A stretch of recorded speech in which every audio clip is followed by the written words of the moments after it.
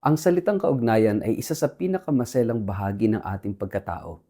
Tayong mga tao ay hindi nilikha upang mamuhay ng hiwalay kundi laging konektado, una sa Diyos at pangalawa sa isa't isa.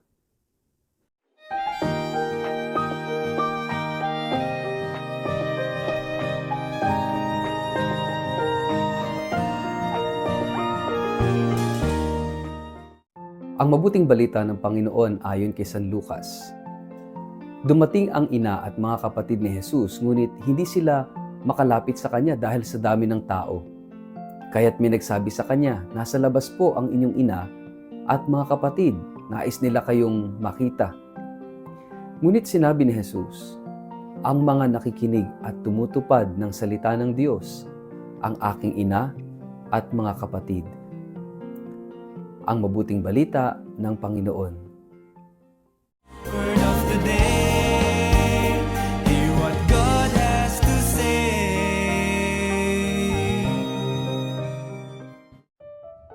Mapagpalang araw po sa inyong lahat. Kumusta po kayo? Ang ating word of the day ay relation. Sa pagunita natin ngayon sa pista ni San Pio ng Pietrelcina, mas kilala bilang Padre Pio, napapanahon at makapangyarihan ang ebanghelyo mula kay San Lucas. Isinalaysay dito ang pagdating ng ina at mga kapatid ni Jesus upang makipagkita sa kanya. Ngunit hindi sila makalapit dahil sa dami ng tao. Nang may nagsabi kay Jesus, "Naroon po sa labas ang inyong ina at mga kapatid at ibig nilang makita kayo." Sumagot siya, "Ang mga nakikinig at tumutupad sa salita ng Diyos, ang siyang aking ina at mga kapatid." Sa unang dinig, tila napakalamig at hindi personal ng sagot ng Panginoon.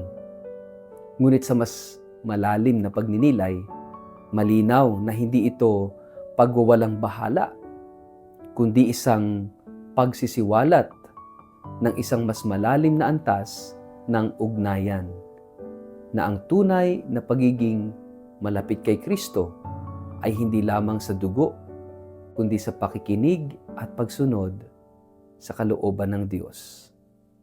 Kaya nga ang ating word of the day ay kaugnayan, relation. Ang salitang kaugnayan ay isa sa pinakamaselang bahagi ng ating pagkatao.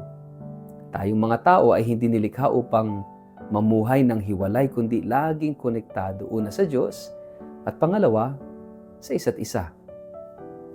Ngunit sa gitna ng modernong mundo na puno ng teknolohiya, artificial intelligence at instant na komunikasyon, lumalalim din ang problema ng kawalan ng tunay na koneksyon.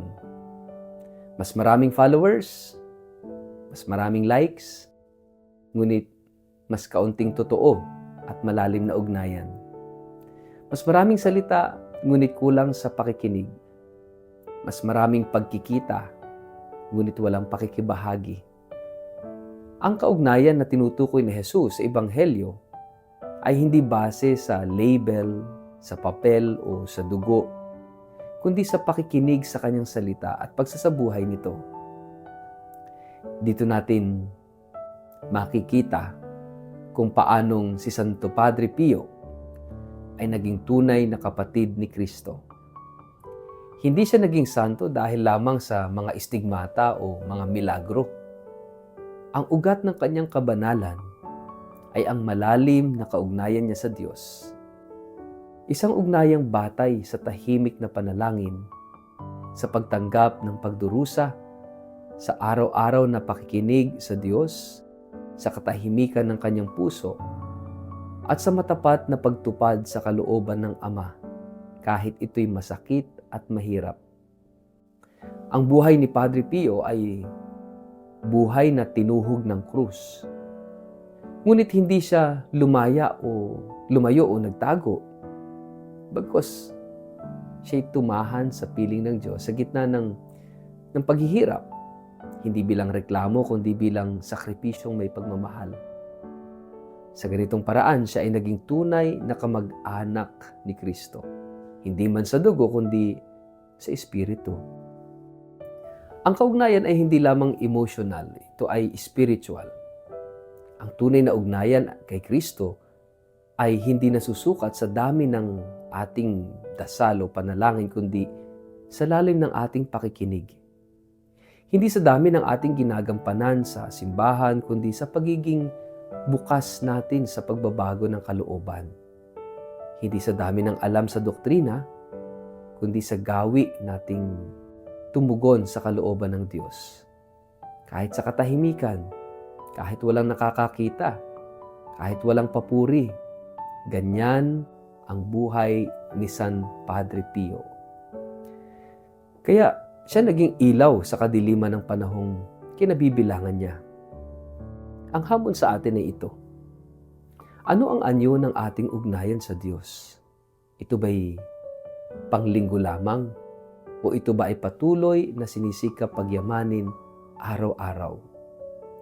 May mga sandali bang pinipili nating lumayo dahil hindi natin gusto ang kanyang kalooban? O tayo ba'y nananatiling bukas, handang makinig, handang sumunod kahit ito'y magdulot ng krus? Si Santo Padre Pio ay patunay na hindi hadlang ang sakit, ang kahinaan at pag-uusig para magkaroon ng malapit na kaugnayan sa Diyos. Ang mahalaga ay ang bukas na puso. Ang puso na marunong makinig at maghintay. Ang puso na hindi humahanap ng karangalan, kundi kapahingahan sa piling ng Diyos. Sa Kanya, hindi lamang natin nakita ang pananampalataya, nakita natin ang pakikipagkaibigan sa Diyos na tunay at tapat. Ngayong kapistahan niya, tayo ay inaanyayahang huwag lamang hangaan yung kanyang kabanalan, kundi tularan ang kanyang halimbawa. Maging mapanalangin, maging tahimik sa puso, maging masunurin sa kalooban ng Diyos.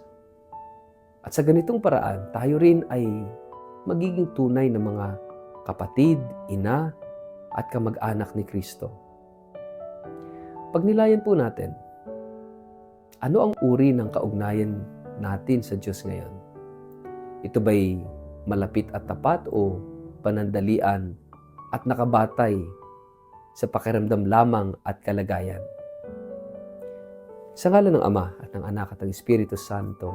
Amen. Panginoong Jesus, turuan mo kaming magkaroon ng malalim na kaugnayan sa iyo. Isang ugnayang batay sa pakikinig at sa pagtupad sa iyong salita. Tulad ni Santo Padre Pio, naway matutunan naming yakapin ang krus, manalangin ng tapat, at magmahal ng walang hinihintay na kapalit. Gawin mo kaming tunay mong kapamilya sa puso, sa isip at sa gawa. Amen.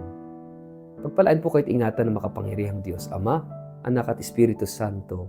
Amen.